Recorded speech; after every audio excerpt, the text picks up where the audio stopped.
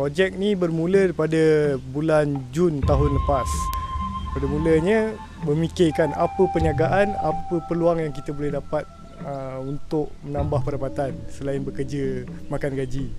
So daripada satu perancangan ke satu perancangan, dan akhirnya saya dan rakan saya Muhammad Asrun memilih untuk menceburi diri dalam bidang pertanian. So kita memilih cili, Sakata 461 cili merah, yang cili besar.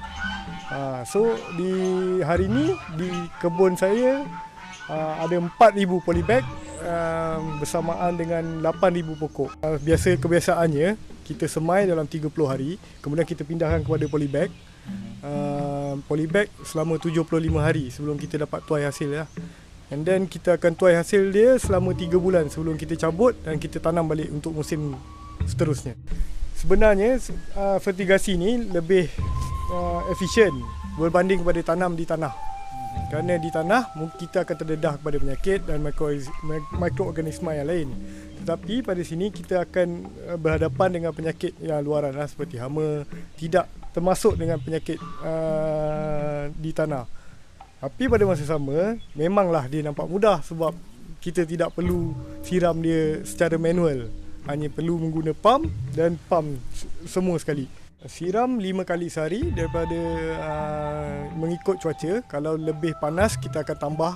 Tapi kalau hujan kita tidak akan siram. And then pembajaan kita akan baja Isnin sampai Sabtu. Ahad kita akan buat flushing air kosong saja.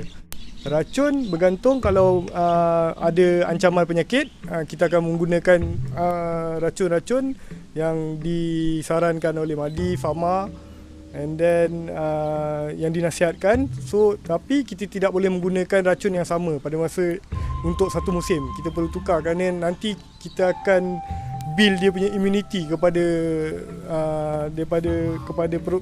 serangga perosak tu. Saya tak sangkal, walaupun orang gelak-gelakkan Ahmad Maslan, tapi betul. Memang kita kena buat dua kerja pun.